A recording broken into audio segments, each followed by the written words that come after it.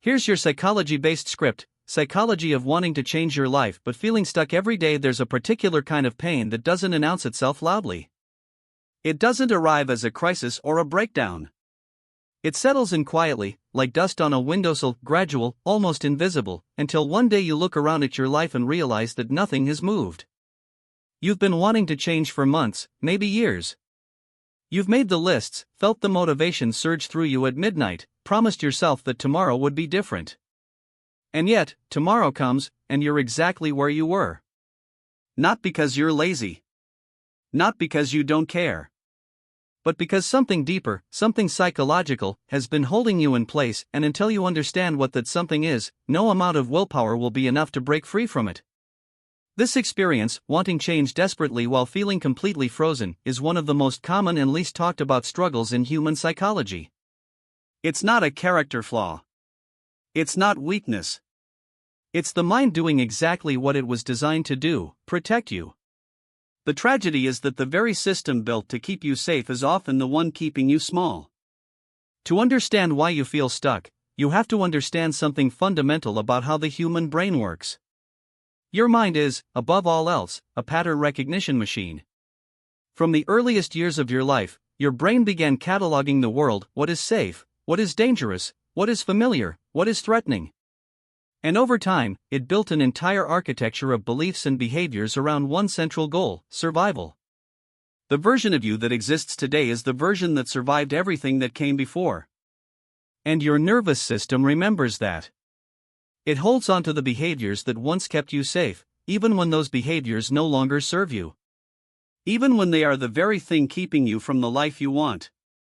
This is why change feels so threatening, even when you consciously want it. When you imagine a different life, a new career, a healthier relationship, a version of yourself that is more confident, more free, your brain doesn't just see possibility. It sees the unknown. And to a nervous system shaped by years of experience, the unknown is not exciting. It is dangerous. So it pulls you back. It manufactures doubt, fatigue, distraction. It whispers that you're not ready, that it's not the right time, that you'll start after things settle down. This isn't self-sabotage in the way we typically think of it. It's self-preservation. The problem is that your brain cannot distinguish between the discomfort of growth and the discomfort of genuine danger. To your nervous system, they feel exactly the same. There is also something psychologists call the identity barrier, and this is perhaps one of the most profound reasons people stay stuck even when they are in tremendous pain. Over years, you have built a sense of self around the life you currently have, and even the parts of that life you hate. The person who always struggles financially has built a story around that struggle. The person who stays in an unfulfilling job has built a sense of safety around its predictability. The person who never finishes what they start has even built a quiet identity around that pattern, because at least it's known, at least it's theirs.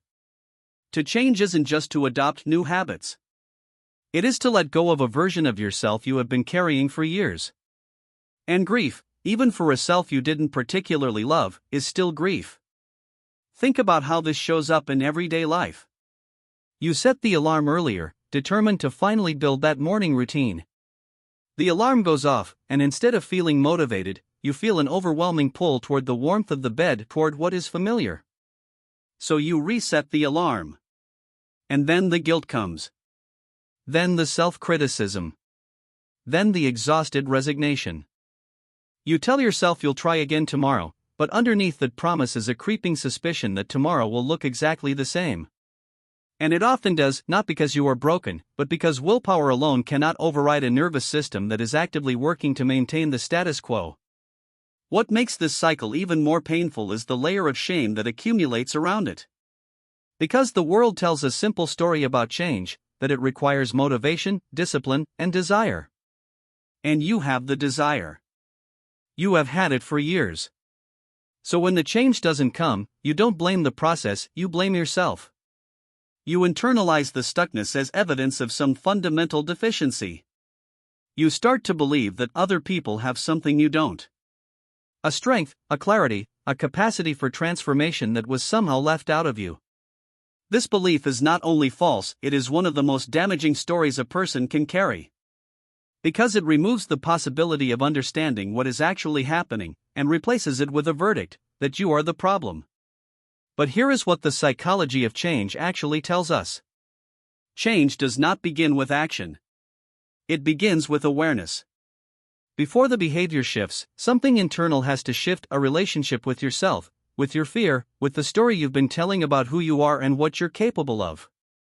Research on behavioral change consistently shows that the people who transform their lives most sustainably are not the ones who forced themselves through sheer willpower.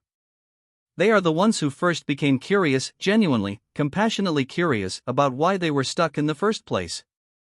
This means that the most important thing you can do right now is not to push harder. It is to get quieter. To ask yourself, with real gentleness, what am I afraid of losing if I change? What identity am I protecting? What does staying stuck give me, even if what it gives me is just the comfort of the familiar? These are not easy questions. They can feel uncomfortable, even confronting.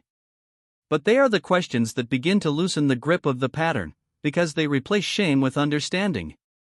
And understanding, unlike shame, actually creates the conditions for movement. There is also something important to be said about the size of change. We have been sold a cultural narrative that transformation looks like a dramatic overhaul, the moment you quit everything and start fresh, the radical reinvention, the bold leap. And for most people, that narrative is paralyzing rather than inspiring. Because the nervous system doesn't respond well to enormous leaps into the unknown. It responds to small, repeated proofs of safety. This is why the most effective path forward is often not the most dramatic one. It is the almost embarrassingly small step that you actually take, rather than the grand gesture you endlessly plan. One email sent. One honest conversation had. 10 minutes of the thing you've been avoiding. These tiny acts of movement do something profound. They begin to rewrite the story your nervous system has been telling about what is possible for you. And perhaps the deepest truth about feeling stuck is this: the life you want is not on the other side of some future version of yourself who finally has it all together. It is accessible to the version of you that exists right now, the one who is tired, uncertain, and still showing up enough to be here, reading this, trying to understand. That person is not too broken to change. That person is not too far gone.